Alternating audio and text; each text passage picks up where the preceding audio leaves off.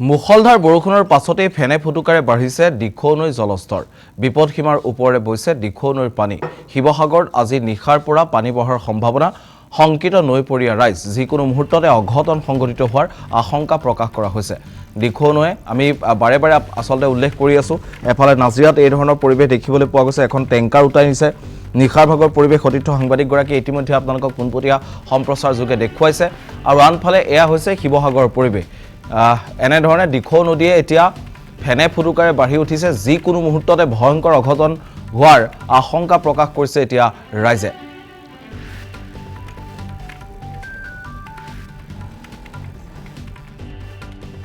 এবাৰ দিখৌ নদীত আপোনালোকে দেখিছে যথেষ্ট এবাৰ পানী আনতকৈ আনবাৰতকৈ এবাৰ বহু পানী বেছি বাঢ়িছে আৰু তাৰ ফলত যথেষ্ট খৰিও আহিছে আৰু গাঁৱৰ ৰাইজসকলে ইতিমধ্যে খৰিসমূহ ধৰিছে।